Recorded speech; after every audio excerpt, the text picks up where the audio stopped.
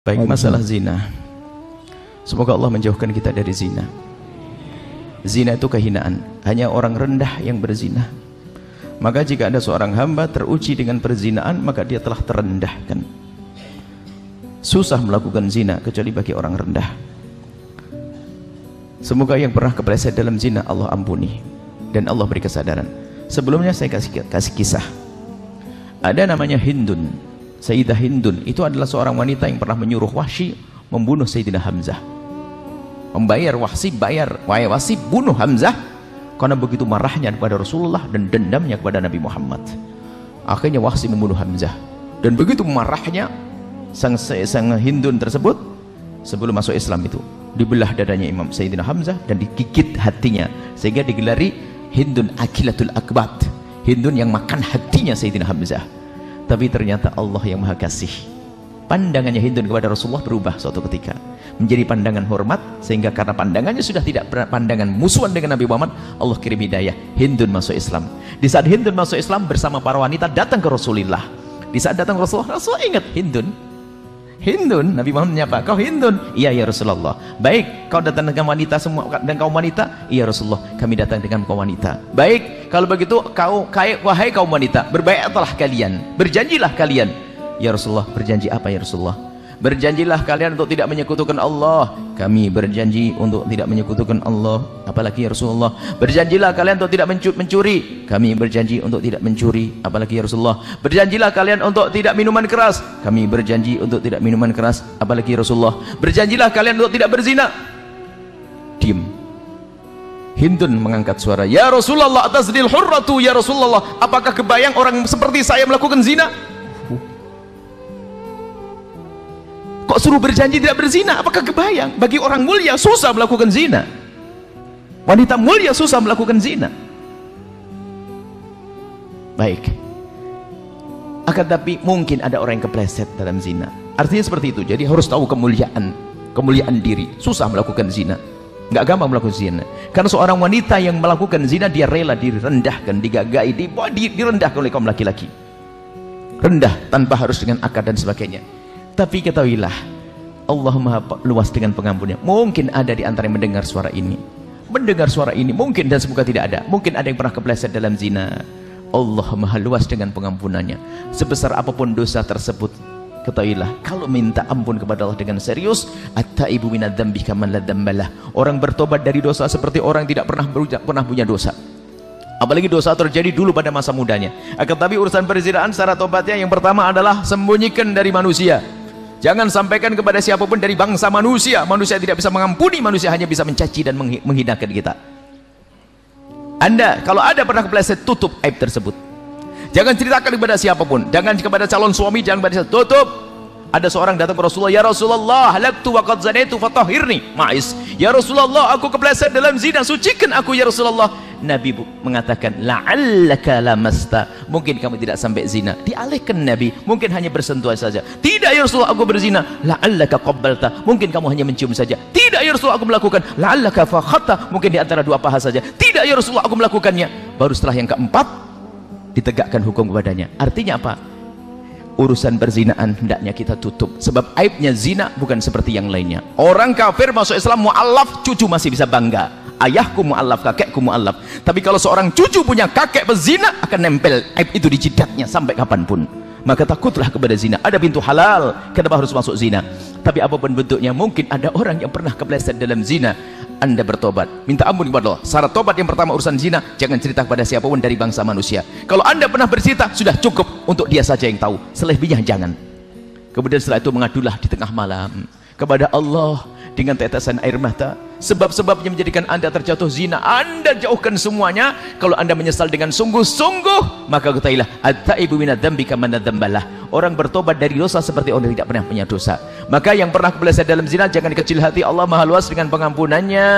Dengan catatan kita memang rindu pengampunan dari Allah, mengadu kepada Allah. Sebanyak apapun zina yang pernah dilakukan, sebesar apapun dosa yang pernah dilakukan, maka ketahuilah, kalau sudah tobat, Allah akan ampuni. Allah akan ampuni. Maka jangan gampang cerita tentang masa lalu yang busuk, masa lalu hina. Yang lalu biar berlalu. Menangis kepada Allah, bisa diampuni, bertanya. Apalagi itu kejadian sudah lama. Akan tapi lebih dari itu yang perlu kami ingatkan, yang sudah menikah, seorang wanita zaman ini kami mendapatkan pengaduan mengerikan sekali, wanita-wanita gara-gara ada WA grup teman SMA mulai tergoda keluar dari kesetiaan kepada suaminya. Ini banyak, ada yang terjadi. Jadi anak ibu-ibu sudah umur 55, ada ibu-ibu umur 60 tahun, subhanallah, dihinakan oleh hawa nafsunya gara-gara grup WA, grup reuni SMA zaman dahulu, sehingga terkenang dengan tak taunya sudah menjadi duda dia, tak taunya ada WA dan sebagainya, sudah tua sampai anaknya kebingungan mengurusi ibunya, tak taunya lebih senang lari dan melakukan kehinaan zina. Hati-hati, bahkan punya suami karena dia wanita direndahkan. Akan tapi takutlah kepada Allah, jaga kalau punya grup WA, hati-hati jika ada yang mengajak masuk neraka, jangan mau. Urusan syahwat itu ya, jangan sampai masuk kepada pintu zina, jangan dekati zina, naudzubillah. Kadang belum tentu orang tersebut lebih bagus, akan tapi setan yang menjadikan bagus. Mungkin suaminya lebih segala-galanya, cuman gara-gara seorang perempuan tidak pernah menjaga matanya, sehingga dia akan tergoda lalu melakukan keharaman dengan laki-laki lain yang mungkin lebih rendah dari segala-galanya, akhlaknya, kegantengannya dan segalanya. Karena apa? Setan yang menghiasinya. Takutlah ini masalah ini. Banyak pengaduan-pengaduan seorang istri, bahkan seorang istri yang ngadu dengan dirinya sendiri yang mengadu. Dia tiba-tiba berkata, "Buya, kenapa saya masih sudah punya suami, tiba-tiba kalau saya terpesona dengan kawan lamaku dan saya susah menghilangkan kenangan itu. Saya tiba-tiba ingat sampai saya dengan suami saya kurang mengabdi." Dia insaf. Ngadu yang gak insaf bablas dia dalam kehinaan. Begitu juga kaum laki-laki, hati-hati, jangan gampang melihat yang haram, menjadikan sebab di rumah kita tidak indah.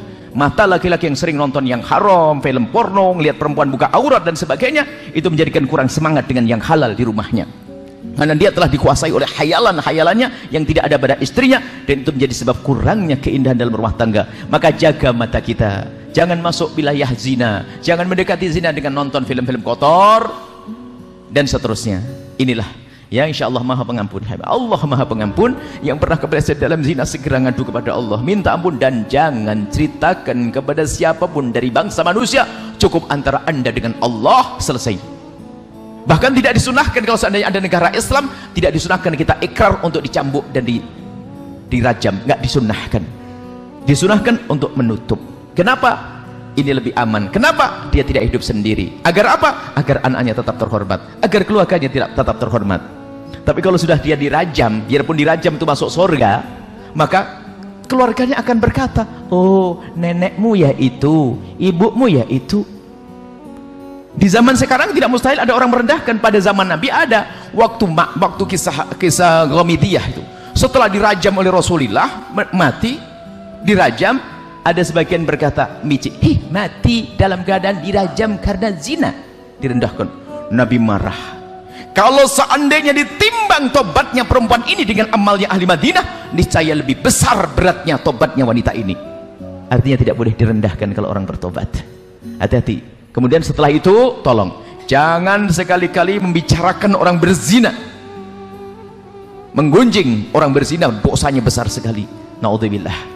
Khawatir kita diuji oleh Allah dengan kehinaan yang serupa. Kalau anda mendengar berita perzinaan, bahkan kalau ada orang bercerita kepada anda tentang perzinaan, tutup, biar kita saja yang tahu, selesai, jangan cerita ke siapapun. Inilah cara bertobat dari zina. Semoga Allah menjauhkan kita dari zina. Ada pintu halal, ada cara nikah yang gampang. Kalau belum berani resepsi, ya yang gratisan, ya nggak pakai resepsi dulu lah, yang penting nyembelih ayam kayak gitu sudah beres. Jangan masuk wilayah zina. Hati-hati ya, zina adalah hina dan hina. Pintu halal mudah. Kalau ada yang menikah hari ini, tak nikahkan depan Habib Jalal, langsung nikah Habib. Sekarang nikah hal kan repot. Kenapa harus masuk pintu yang haram? Haram, nikah gampang.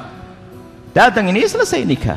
Masalah resepsi mungkin nanti setelah punya cucu, nggak apa-apa. Repot nikah kok jadi halal itu penting, haram itu yang bahaya. Zina adalah hina. Selesai. Bulan depan nikah masal datang saya. Ya, insya Allah.